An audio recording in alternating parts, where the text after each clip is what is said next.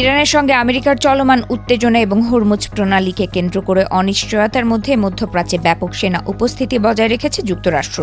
যুদ্ধবিরতি কার্যকর থাকলেও অঞ্চল জুড়ে মোতায়েন মার্কিন সেনারা এখনও উচ্চ সতর্কতায় রয়েছে। বিশ্লেষকদের মতে ইরানের বিরুদ্ধে যে কোনো সময় নতুন সামরিক পদক্ষেপ নিতে পারেন প্রেসিডেন্ট ডোনাল্ড ট্রাম্প, আর এমন প্রস্তুতি নিয়েই অবস্থান করছে মার্কিন বাহিনী। রিপোর্ট অনুযায়ী বর্তমানে মধ্যপ্রাচ্যে প্রায় 50,000 মার্কিন সেনা মোতায়েন রয়েছে। যুদ্ধ শুরুর আগে সেখানে প্রায় 40,000 সেনা ছিল।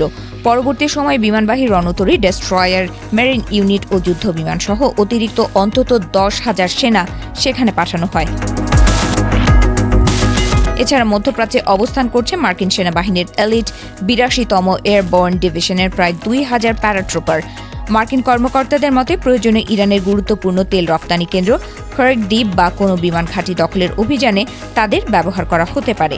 এছাড়া অতিরিক্ত 2,500 মেরিন ও 2,500 নৌসেনাও সেখানে মোতায়েন রয়েছে। তাদের মধ্যে 31তম মেরিন এক্সপেডিশনারি ইউনিটের সদস্যরা সম্ভাব্য স্থল অভিযানের প্রস্তুতিতে রয়েছে বলে ধারণা করা হচ্ছে। মার্কিন সামরিক সূত্রগুলো আরও জানিয়েছে, গত মার্চে কয়েকশো স্পেশাল অপারেশনস সেনা মধ্যপ্রাচ্যে পাঠানো হয়েছে। ইরানের ইস্পাহান পারমাণবিক স্থাপনায় কোনো বিশেষ অভিযানে তাদের ব্যবহার করা হতে পারে। বর্তমানে আরব সাগরে অবস্থান করছে যুক্তরাষ্ট্রের বিমানবাহী রণতরী ইউএসএস আব্রাহাম লিঙ্কন ও USS George H W. Bush strike group. এসব যুদ্ধজাহাজ থেকে ক্ষেপণাস্ত্র ও যুদ্ধ বিমান ব্যবহার করে ইরানে হামলা চালানোর সক্ষমতা রয়েছে। বিশ্লেষকদের মতে যুদ্ধবিরতি চললেও যুক্তরাষ্ট্র এখনও সামরিক চাপ ধরে রাখতে চায়, আর সেই কারণেই মধ্যপ্রাচ্যে বিপুল সেনা ও যুদ্ধ সরঞ্জাম মোতায়েন রেখে পরবর্তী বড় সিদ্ধান্তের অপেক্ষায় রয়েছে ওয়াশিংটন। যদিও সম্প্রতি যুদ্ধবিরতির ইঙ্গিত দিয়েছে ট্রাম্প প্রশাসন, তবে হোয়াইট হাউস ও পেন্টাগনের বক্তব্যে পরিস্থিতি নিয়ে ভিন্ন ভিন্ন বার্তা পাওয়া যাচ্ছে।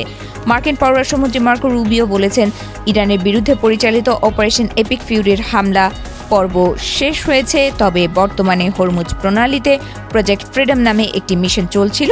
এর লক্ষ্য ছিল আন্তর্জাতিক জাহাজ চলাচল নিরাপদ রাখা। অন্যদিকে মার্কিন প্রতিরক্ষা মন্ত্রী পিট হেগসেট বলেন, এই অভিযানের মূল উদ্দেশ্য ছিল হরমুজ প্রণালীতে জাহাজ চলাচল নিশ্চিত করা। তবে পরে মার্কিন প্রেসিডেন্ট ট্রাম্প জানান, ইরানের সঙ্গে আলোচনায় অগ্রগতি হওয়ায় প্রজেক্ট ফ্রিডম আপাতত স্থগিত রাখা হয়েছে। ট্রাম্পের এই ঘোষণার পরেও ইরান ও আমেরিকার মধ্যে উত্তেজনা পুরোপুরি কমেনি। বুধবার ট্রাম্প নিজের সামাজিক যোগাযোগ মাধ্যমে লিখেছেন, ইরান যদি আগে থেকে নির্ধারিত শর্ত মেনে না নেয় তাহলে আবারও বোমা হামলা শুরু হবে, যদিও সেই শর্তগুলো কি তা স্পষ্ট করেননি তিনি।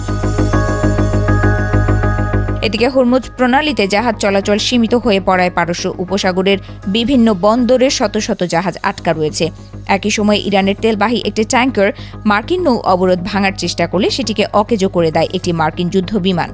বিশেষজ্ঞরা বলছেন, পারস্য উপসাগরে উত্তেজনা কমাতে ইরান ও আমেরিকার মধ্যে দ্রুত চুক্তি জরুরি, নয়তো আবারও মধ্যপ্রাচ্য হিংসার আগুনে জ্বলে উঠতে পারে বলে সতর্ক করেছেন তারা।